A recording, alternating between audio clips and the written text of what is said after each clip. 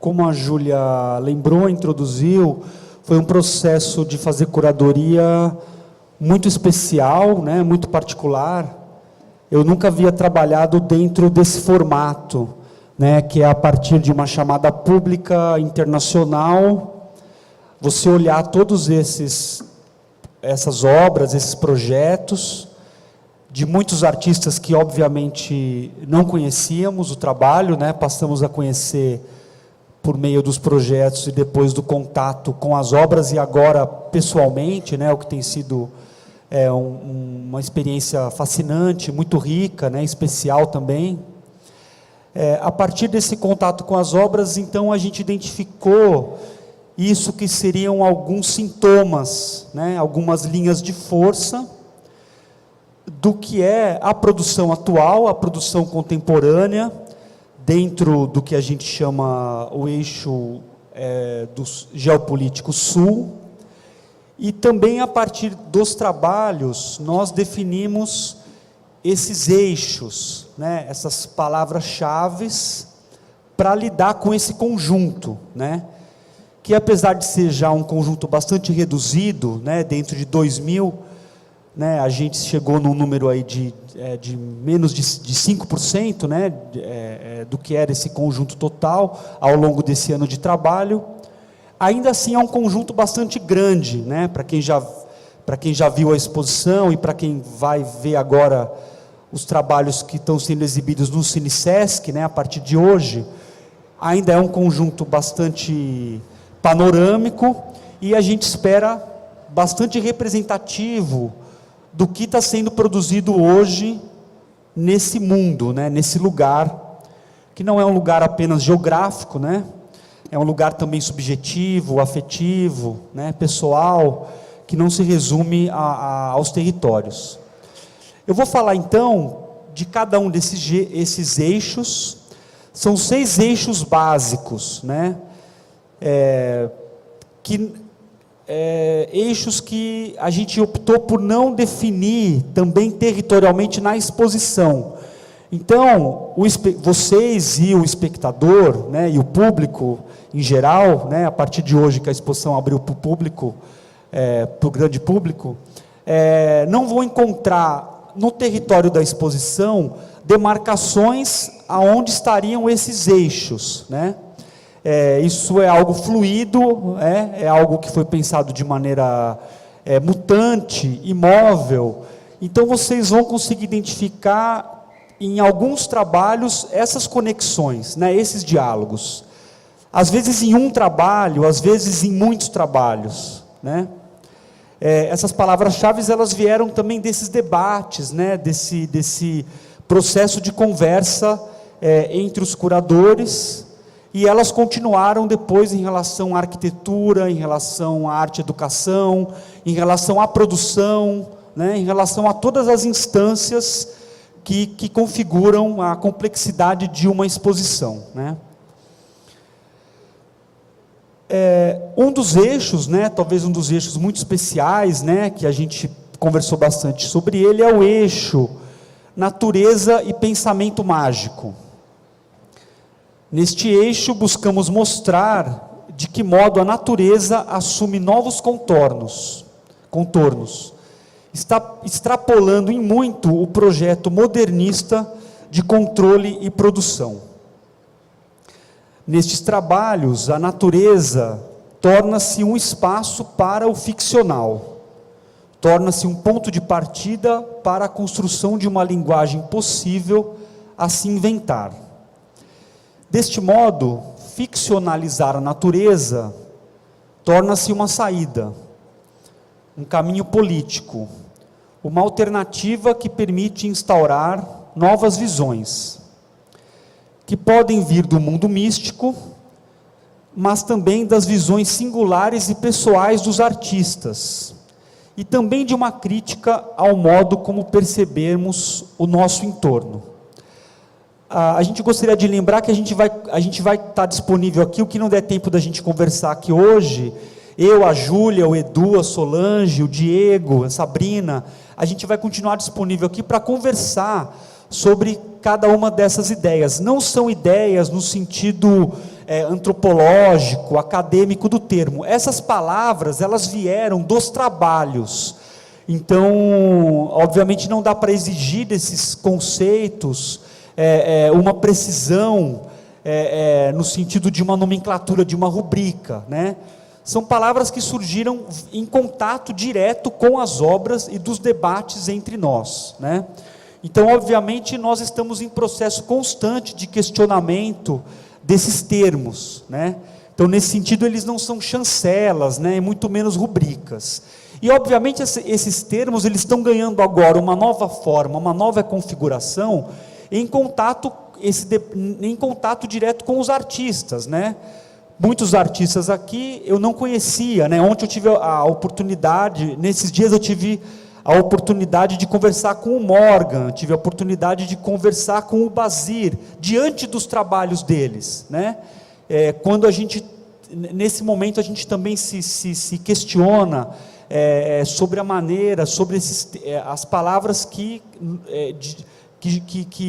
projetamos em relação a cada um desses trabalhos, né? Então, nesse sentido, essas palavras, elas não dão conta do que é a produção de cada um, né? Do que é a potência, do que é a complexidade da produção de cada um. Elas são referências, elas são caminhos possíveis para se pensar esses trabalhos e as conexões entre eles.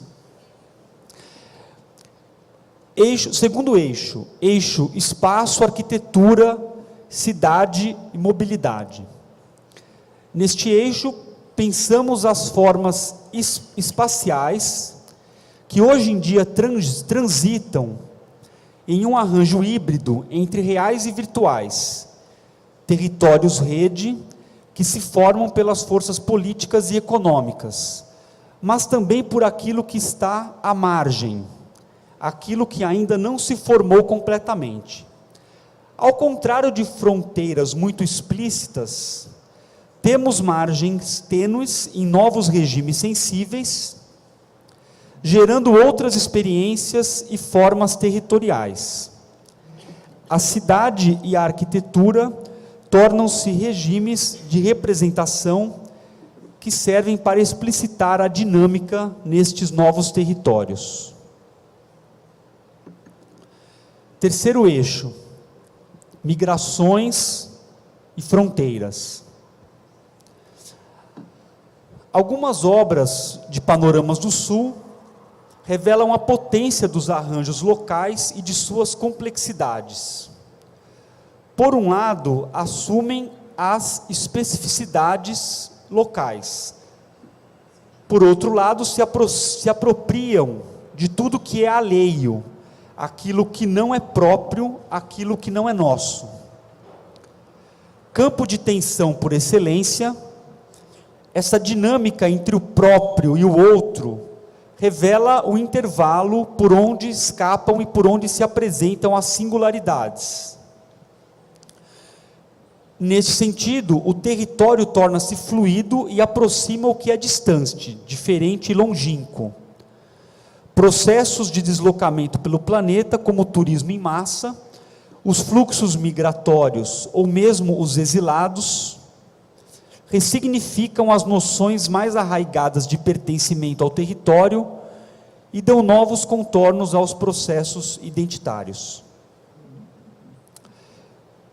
Eixo 4, identidade e outras narrativas. Neste lugar, a identidade é percebida como um trajeto, dinâmica processual que nunca se estabiliza, um vir a ser. Narrar a identidade nesses tempos e neste lugar é um risco fundamental para a compreensão das complexidades que a alteridade pode assumir. Aqui percebemos a força com que a vida cotidiana e ordinária consegue subverter a ordem. Também a sexualidade torna-se a vertente pela qual subjetividades e singularidades se colocam. Uma política das subjetividades que precisa se dar a ver por meio das obras. Eixo 5, memória. Neste lugar, pensamos o lugar da memória em tempos de comunicação digital e global, do Google e dos inúmeros dispositivos tecnológicos que a estendem e a rearticulam. A questão aqui é, como não esquecer, sendo que às vezes entre a memória coletiva e a pessoal, a saída mais fácil parece ser nunca mais lembrar. A memória na Mostra Panoramas do Sul surge como uma possibilidade de se contrapor à história oficial. Essa história que faz uma gestão da memória, tornando-a formatada para interesses políticos. Aqui a memória faz a volta sobre si mesma e revela justo o que não foi possível ser retido, o que não foi possível ser lembrado. Tratam-se de visões muito singulares, que de um lado solicitam uma atenção com o documento e o registro, mas de outro os recriam com um repertório próprio, criando frestas pelas quais o falso se torna potência. Tudo se investe de um tom ficcional e, mais uma vez, o que importa é a dinâmica de se contrapor às visões dominantes. Eixo número 6, dispositivos. Neste eixo, a pergunta foi: se a imagem é uma constante forma de conhecimento no mundo contemporâneo, os dispositivos por onde essas imagens são produzidas ou difundidas são frequentemente matéria-prima para a arte. As formas de representação que esses dispositivos produzem e veiculam nos permitem compreender o que há no entorno dessas mediações. Foram estes, então, os 6 eixos que basicamente orientaram a nossa conversa. Eu imagino que isso talvez possa parecer ainda bastante abstrato, né, para vocês, porque de fato foram palavras-chave, são então ideias e textos e discursos de trabalho, né, usados dentro da curadoria. No contato com as obras, a gente espera que essas ideias ganhem uma concretude maior, porque de fato elas vieram desse contato com os trabalhos. Então a gente vai fazer aqui um processo então reverso, né, de encontrar essas obras e esses discursos em paralelo. E como a Júlia também já disse, a gente está à disposição para conversar sobre isso agora aqui, hoje e nos próximos dias. Então passo então a palavra para Sabrina Moura. É importante lembrar que a gente teve aqui uma figura muito importante nessa transição do formato projeto de artista para o formato obra e para o formato exposição, que é o curador Diego Matos, né, que está aqui com a gente. Ele foi uma figura fundamental nessas passagens, né, nessas passagens de formato, passagens de display, né, passagens de design, porque ele acompanhou toda essa discussão da curadoria e veio aqui ajudar a montar, ajudar a escolher quais trabalhos estariam próximos, quais estariam distantes. Então, acho importante lembrar aqui do Diego Matos. Passo aqui a palavra para a Sabrina. Obrigado.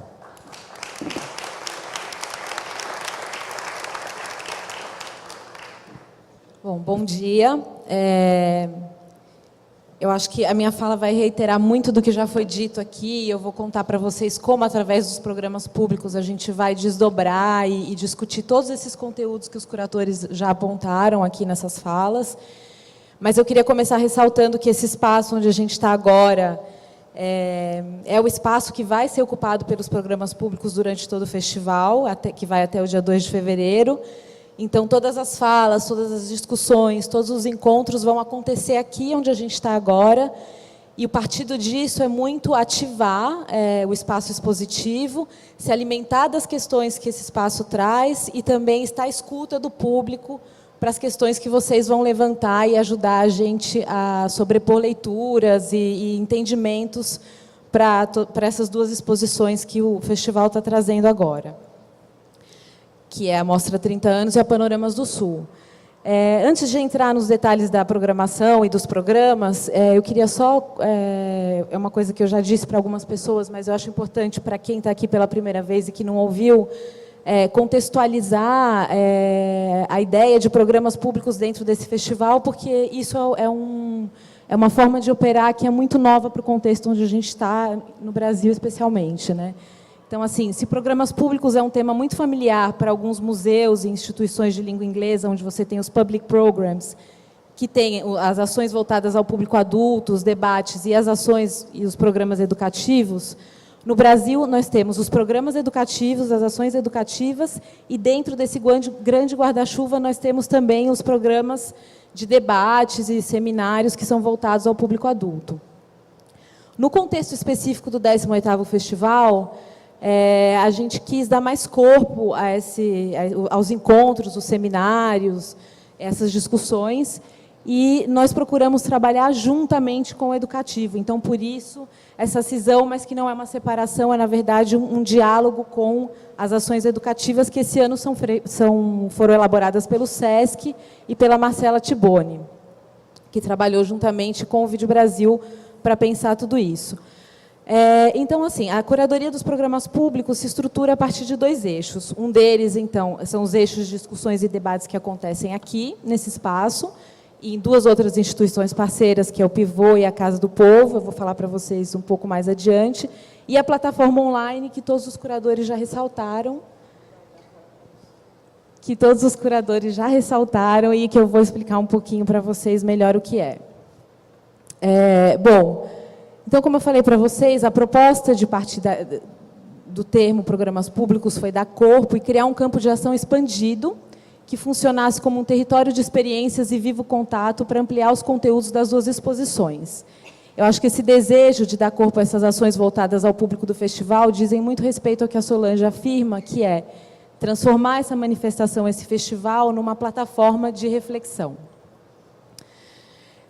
O trânsito por um campo onde não havia um protocolo a ser seguido, ou seja, não havia uma metodologia pré-estabelecida, nos permitiu justamente dar amplitude e possibilidade de experimentação a essas 2 frentes de trabalho, que são tanto os encontros quanto a plataforma. Então, por isso, trazer os encontros para cá, mais uma vez, na esperança de que esse seja, de fato, um espaço de trocas, um espaço de conexões entre esses 3 eixos. A programação é super extensa, ela se divide em 8 focos, um deles já começou antes da abertura do festival, e eu gostaria, já que a gente está na semana de abertura, de colocar mais ênfase na programação que vocês vão presenciar durante essa semana, e do que entrar nos detalhes de todos os focos em si, sobre os quais eu vou falar mais em linhas gerais. Então, durante essa semana de abertura, que está apenas começando, vocês estão convidados a participar, são 6 encontros, que discutem questões específicas à história do festival e temas transversais à produção artística mostrada pela Mostra Panoramas do Sul, que o Fernando já ressaltou e já detalhou um pouco.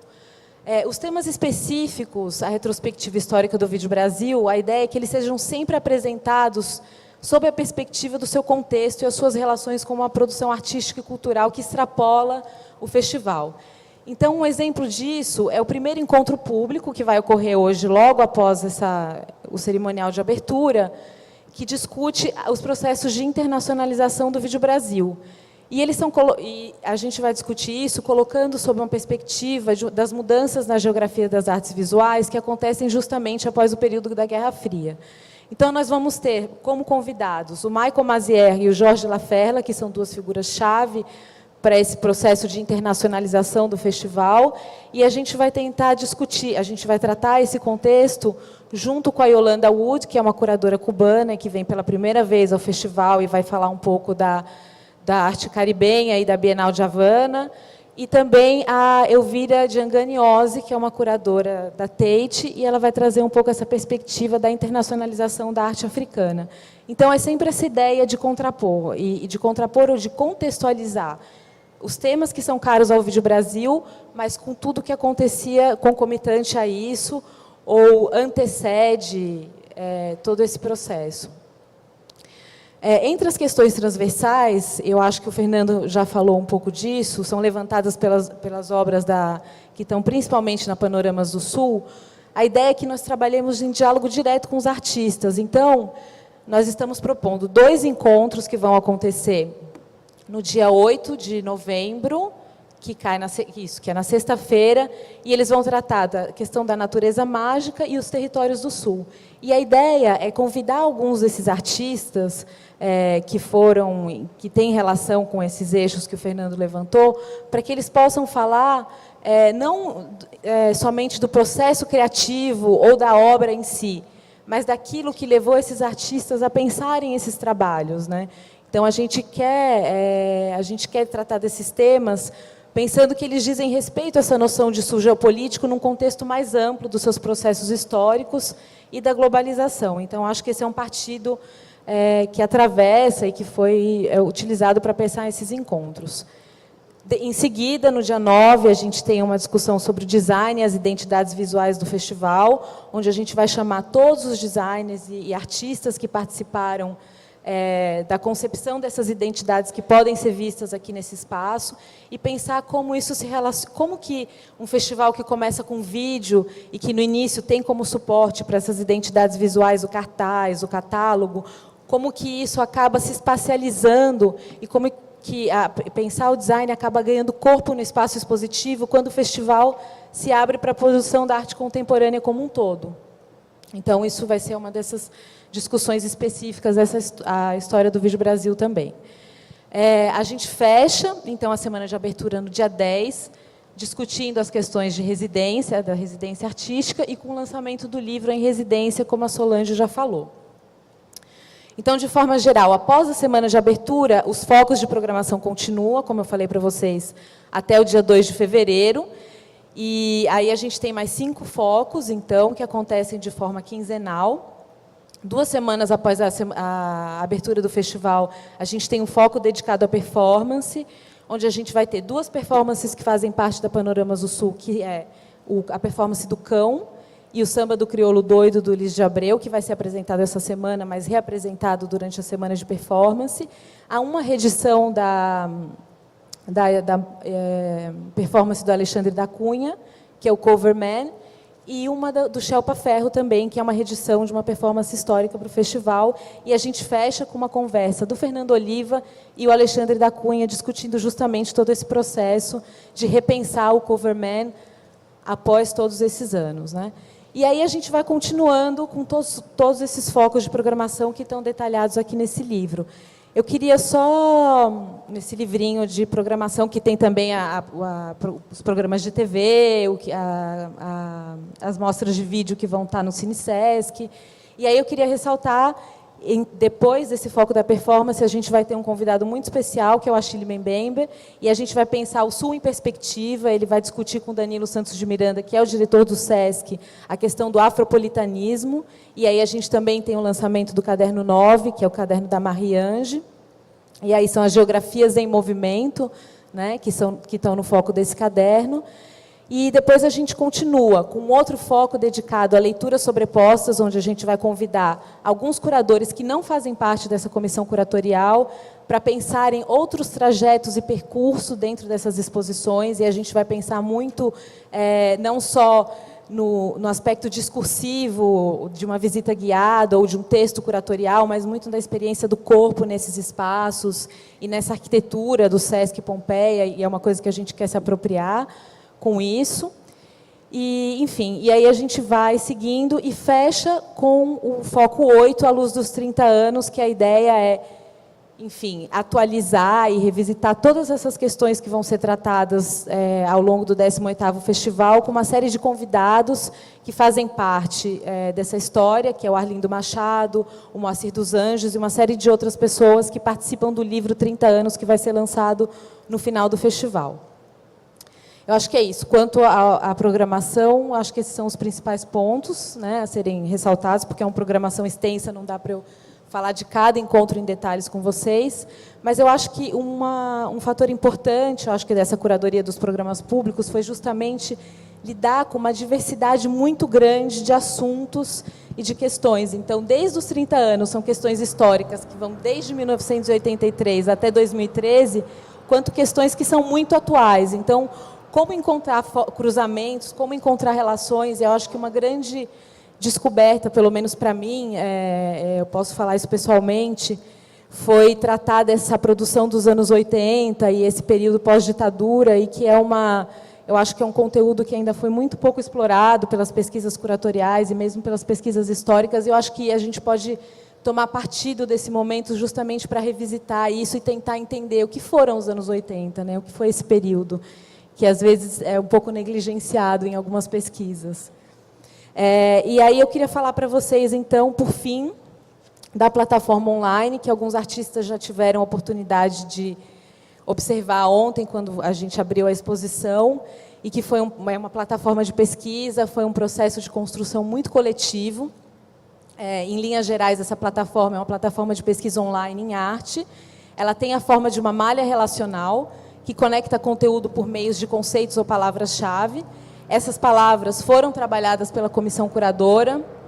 Algumas delas também foram enviadas pelos artistas e aí revisitadas pela comissão. Quando a gente sai desse espaço que a gente está agora, a gente vê um muro onde tem várias dessas palavras, né? Então a gente consegue entender um pouco o que é esse universo. E a plataforma justamente toma partido disso para pensar essas conexões. A fase inicial desse projeto, que começa agora, e a ideia é que ele continue junto com as outras ações do Vídeo Brasil, foi trabalhar com os artistas do Panoramas do Sul e num diálogo direto. Então, o que a gente fez? A gente pensou uma série de questões para esses artistas, relativas ao modo de produção deles, ao processo criativo, mas também ao contexto no qual aquelas obras tinham sido pensadas, quais eram as referências desses artistas. E aí eles responderam essas questões, e nós fomos trabalhando um processo de edição muito cruzado mesmo. Então, eles mandavam as respostas para a gente pensava uma edição, mandava de volta para os artistas, e eles retornavam. Então, foi meio que um bate-volta que gerou um material muito rico e muito fora do padrão, assim, se eu posso falar. Eu acho que é um pouco fora da sinopse, é um pouco fora do texto curatorial, de uma narrativa. Eu acho que eu convido vocês a entrarem nesse site para lerem um pouco o que esses artistas falaram, linkarem, porque eles mandaram vários... A gente se apropria muito dessa forma de navegação do universo online, que é clicar e direcionar para outros sites, outras referências, colocar embeds de vídeo dentro do próprio site. Então, tem muito um movimento de navegação que vai e vem, né? E isso eu acho que é muito interessante. Eu queria muito agradecer a generosidade dos artistas, porque eles abriram para a gente o processo criativo deles, as questões, as dúvidas.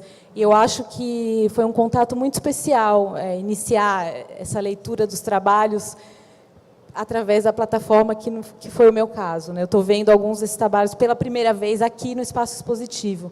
E aí, quando vocês visitam a exposição, vocês veem que tem as legendas das obras e tem um código QR, que, se vocês tiverem leitor de celular ou tablet, esse código direciona vocês direto para a página do artista na plataforma.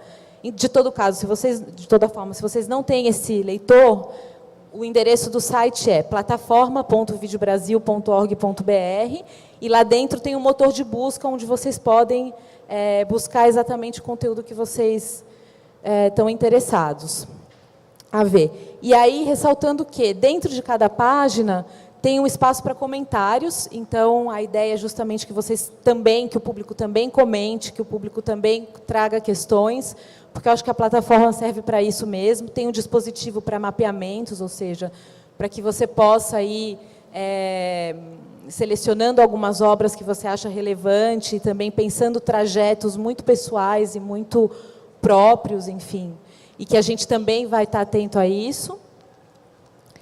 E eu acho que é isso. Eu acho que, quanto à plataforma, é importante mesmo navegar, falar, às vezes parece um pouco abstrato, um pouco complexo, mas não é. É um conteúdo simples e é um conteúdo que eu tenho certeza que vai abrir em profundidade o entendimento entendimento dessas obras.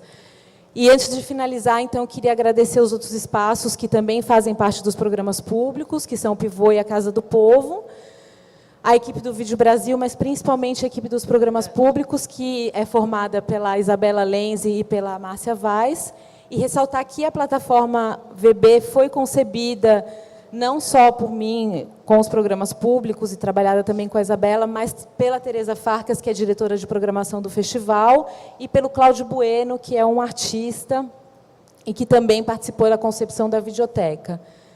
E é isso. Eu queria finalizar, então, convidando vocês a se apropriar desse espaço, desse lugar, que é o lugar dos programas públicos, a trazerem as suas questões, da mesma forma que com a plataforma.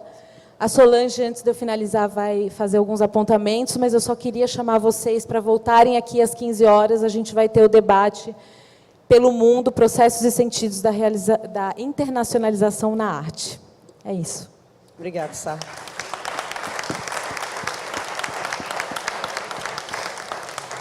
Bom, só para finalizar, eu queria convidar vocês, a partir de hoje, a partir de 19h30, começam a programação dos filmes do Panoramas do Sul, no Cine Sesc, no ambiente de cinema.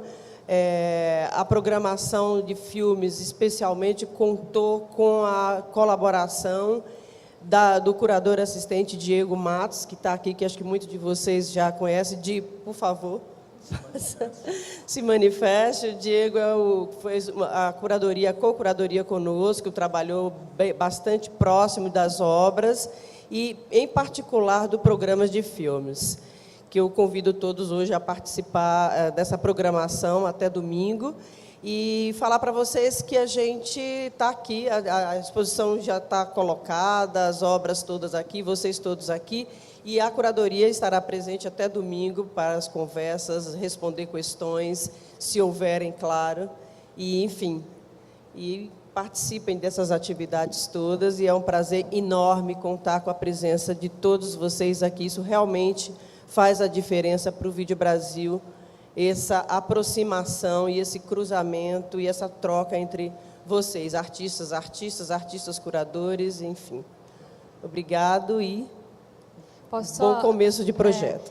Só para falar que os encontros eles estão todos sendo transmitidos online no nosso site, no site do Vídeo Brasil. Então, quando vocês não estiverem mais aqui, vocês podem assistir até o dia 2 de fevereiro. Eles são transmitidos online e depois de algum tempinho eles são disponibilizados também no canal VB, que é o canal de vídeo dentro do site do Vídeo Brasil. Então, convido a vocês a acompanharem essa programação, apesar de não estarem aqui virtualmente. Hoje, então, a gente segue às 15 horas aqui no Galpão, às 19h30 no Cine Sesc, e às 8h45 tem a primeira exibição do longa-metragem do Éder Santos, Deserto Azul. Também estão todos muito convidados. Obrigada, gente.